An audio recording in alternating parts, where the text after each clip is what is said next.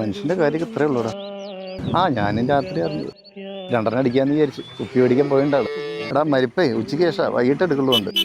ദീപക്കെ ഞാൻ വിളിക്കട്ടെ, ഞാൻ വിളിക്കാം. നീ കാണാൻ പോയില്ലേ? ജോസേട്ടനെ പരിചയമുണ്ടോ?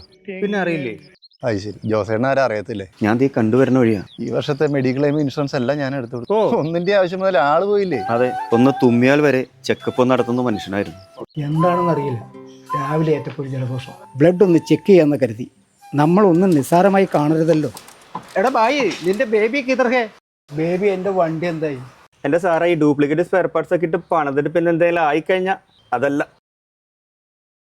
ഓക്കെ ഓക്കെ ചേട്ടാ, അതിന്റെ ടയറെല്ലാം മാറാറായിട്ട് കേട്ടോ. മൊട്ടയാണ്, ചവിട്ടിയാ കിട്ടില്ല ചേട്ടാ. 4 ടയറേ സെക്കൻഡ് ഹാൻഡ് ഉണ്ട്. സെക്കൻഡ് ഹാൻഡോ? എടാ, വീട്ടിലുണ്ടാക്കുന്ന ജൈവപച്ചക്കറി അത് മാത്രമേ പുള്ളി കഴിക്കാറുള്ളൂ. അത്രയും ശ്രദ്ധയായിരുന്നു ആരോഗ്യത്തിൽ. വിധിയാണെന്നേ, അല്ലാണ്ട് കാര്യം ഇത്രേ ഉള്ളൂ.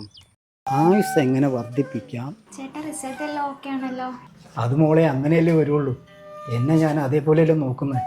ഒരു വലിയില്ല, കുടിയില്ല, ദുശീലങ്ങളൊന്നുമില്ല. എടാ ബേബി, നിനക്ക് എന്നോടൊരു സ്നേഹമില്ലല്ലോടാ.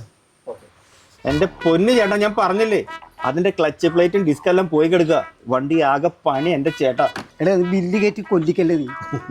കുറച്ച് നാളത്തേക്കല്ലേ ഉള്ളൂ. അത് കഴിഞ്ഞ് നമ്മൾ പുതിയ വണ്ടി ഇറക്കൂലേ. എടാ, എങ്ങനെയെങ്കിലും തല്ലിക്കൂട്ടി ഈ വണ്ടി ഒന്ന് ഇറക്കി താന്നു. പുള്ളി കുറെ കാശൊക്കെ ഉണ്ടാക്കിയിട്ടുണ്ടല്ലേ? പുള്ളി കുറെ കാശുണ്ടാക്കിയിട്ടുണ്ട്, കുറെ ഇൻവെസ്റ്റ് ചെയ്തിട്ടുണ്ട്. ഇൻവെസ്റ്റ് ചെയ്യാത്ത ഒന്നിലും മാത്രമല്ല, പുള്ളീനെ എന്നും സേഫാക്കി കൊണ്ടുവരുന്ന വണ്ടിയിൽ. ആ വണ്ടി പുള്ളീനെ കൊണ്ടുപോയി. മനുഷ്യന്റെ കാര്യം ഇത്രേ ഉള്ളൂ ചേട്ടാ. അതെ ചേട്ടായി, എൻ്റെ വണ്ടിയുടെ കാര്യം എന്ത്? അതിന്റെ സ്പെയർ ഇവിടെ കിട്ടാനില്ല. നമ്മൾ ഓർഡർ ചെയ്ത് വരുത്തേണ്ട വേണം. നമുക്ക് കുന്നംകുളത്തുനിന്ന് കോഴിക്കോടുന്ന വണ്ടി പൊളിക്കുന്ന സ്ഥലത്തുനിന്നേ സെക്കൻഡ് ഹാൻഡ് സ്പെയർ പാർട്സ് ഇറക്കി വണ്ടി തൽക്കാലം ഒന്ന് ഓട്ടാവുന്ന രീതിയിലേക്ക് ഒന്ന് ഇറക്കി തരാൻ പറ്റും.